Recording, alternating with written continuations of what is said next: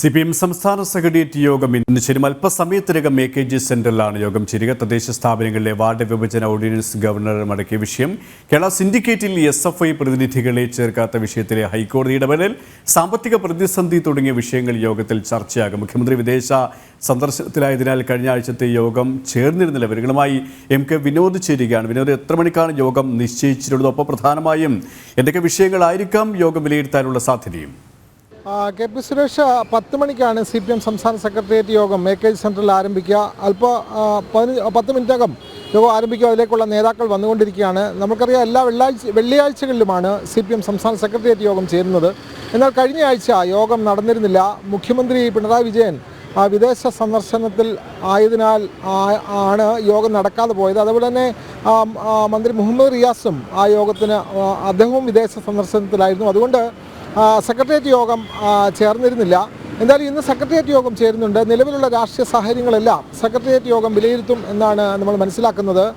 നേരത്തെ നമ്മൾ സൂചിപ്പിച്ചതുപോലെ തന്നെ വളരെ പ്രധാനപ്പെട്ട കാര്യം, സംസ്ഥാനം നേരിടുന്ന കടുത്ത സാമ്പത്തിക പ്രതിസന്ധി എങ്ങനെ മറികടക്കാം എന്നതിനെ സംബന്ധിച്ച വലിയ ചർച്ച സെക്രട്ടേറിയറ്റ് യോഗത്തിൽ നടക്കുമെന്നാണ് അറിയുന്നത്. ഇപ്പോൾ പുറത്തു വരുന്ന വാർത്തകൾ കൂടുതൽ ബാർ ലൈസൻസുകൾ കൊടുക്കാനുള്ള ഒരു തീരുമാനത്തിലേക്ക് സർക്കാർ പോകുന്നു തുടങ്ങിയ കാര്യങ്ങളെല്ലാം വരുന്നുണ്ട്. അതിന്മേൽ സെക്രട്ടേറിയറ്റിൽ എന്തെങ്കിലും തീരുമാനമുണ്ടാകുമോ എന്ന് നമുക്ക് പിന്നീട് ആണ് അറിയാൻ കഴിയുക. അതേപോലെ തന്നെ നിലവിൽ കേരള സർവകലാശാല സിൻഡിക്കേറ്റിലേക്ക് SFI പ്രതിനിധികളെ ഉൾപ്പെടുത്താതെ പോയതിന് എതിരെ ഈ വിദ്യാർത്ഥികൾ ഹൈക്കോടതിയിൽ കേസ് നൽകിയിരുന്നു.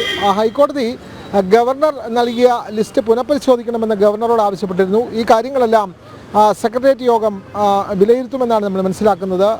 ലോക്സഭാ തെരഞ്ഞെടുപ്പിൻ്റെ വിലയിരുത്തൽ നേരത്തെ നടന്ന യോഗത്തിൽ വിലയിരുത്തൽ നടന്നിരുന്നു. അതുകൊണ്ട് ഇന്നത്തെ യോഗത്തിൽ അതിന്മേലുള്ള ഒരു പ്രത്യേക വിലയിരുത്തൽ ഉണ്ടാകുമെന്ന് കരുതുന്നില്ല. എന്തായാലും നിലവിലുള്ള രാഷ്ട്രീയ സാഹചര്യങ്ങളെല്ലാം CPM സംസ്ഥാന സെക്രട്ടേറിയറ്റ് യോഗം ഇന്ന് വിലയിരുത്തും എന്നാണ് നമ്മൾ മനസ്സിലാക്കുന്നത്. KP.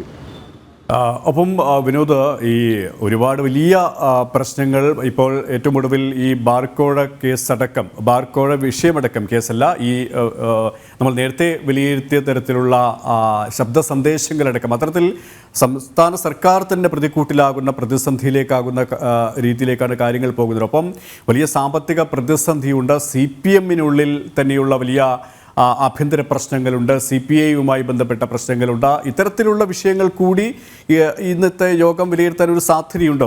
പ്രത്യേകിച്ച് ഈ ബാർ വിഷയവുമായി ബന്ധപ്പെട്ട ചില ചർച്ചകൾ വരാൻ തന്നെയാണ് സാധ്യത. കാരണം അതിൻ്റെ പുതിയ വാർത്തകൾ പുറത്തു വരുന്നുണ്ട്. ബാർക്കോഴ അല്ലെങ്കിൽ അതിൻ്റെ പണപ്പിരിവ്, ബാർ അസോസിയേഷൻ അല്ലെങ്കിൽ ബാർ മുതലാളിമാർ നടത്തുന്ന പണപ്പിരിവിനെ സംബന്ധിച്ച ഓഡിയോ സന്ദേശങ്ങളൊക്കെ പുറത്തു വന്നിട്ടുണ്ട്. അതുകൊണ്ട് സ്വാഭാവികമായും കാലിക വിഷയം എന്നുള്ള നിലയിൽ ചർച്ച ചെയ്യാൻ സാധ്യതയുണ്ട്. പിന്നെ വളരെ അതിലും പ്രാധാന്യമുള്ളൊരു കാര്യം, KP സൂചിപ്പിച്ചതുപോലെ തന്നെ LDF ഇപ്പോൾ നേരിടുന്ന ഒരു പ്രശ്നം രാജ്യസഭാ സീറ്റ് വിഭജനമാണ്. 3 രാജ്യസഭാ സീറ്റുകളുടെ ഒഴിവ് ജൂലൈ 1-ന് വരികയാണ്. 3ഉം ഇടതുപക്ഷത്തെ പ്രമുഖ നേതാക്കളാണ്. ഒന്ന് എളമരം കരീമാണ്, CITUവിൻ്റെ സംസ്ഥാന സെക്രട്ടറിയാണ് അദ്ദേഹം. അതുപോലെ തന്നെ CPIയുടെ സംസ്ഥാന secretary Binoy Viswam, Kerala Congress M chairman Jose K Mani, ഇവരുടെ 3 പേരുടെയും കാലാവധി ജൂലൈ 1-ന് അവസാനിക്കുന്നു. പകരം ആർക്കൊക്കെ സീറ്റ് നൽകുമെന്നുള്ളത് വളരെ പ്രധാനപ്പെട്ട കാര്യമാണ്. ഒരു സീറ്റ് എന്തായാലും CPM ഏറ്റെടുക്കും. പിന്നീട് ഒഴിവ് വരുന്ന ഒരു സീറ്റാണ്. ആ ഒരു സീറ്റിന് വേണ്ടി CPI, കേരള കോൺഗ്രസ് മാണി വിഭാഗം, ഇവരെ കൂടാതെ RJD, MP ശ്രേയാംസ്കുമാർ നേതൃത്വം നൽകുന്ന RJD-യും ആ സീറ്റിൽ അവകാശവാദം ഉന്നയിച്ചിട്ടുണ്ട്. അതുകൊണ്ട് ഈ പ്രശ്നം എങ്ങനെ പരിഹരിക്കും എന്നുള്ളത് CPM തീരുമാനിക്കേണ്ടതുണ്ട്. ആ ചർച്ചകളും ഇന്ന് വരാൻ തന്നെയാണ് സാധ്യത.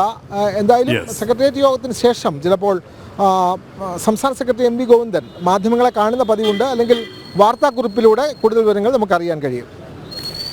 യോഗം അല്പസമയത്തിനകം തന്നെ AKG സെന്ററിൽ ചേരും. MK വിനോദാണ് വിശദാംശങ്ങൾ നൽകിയത്.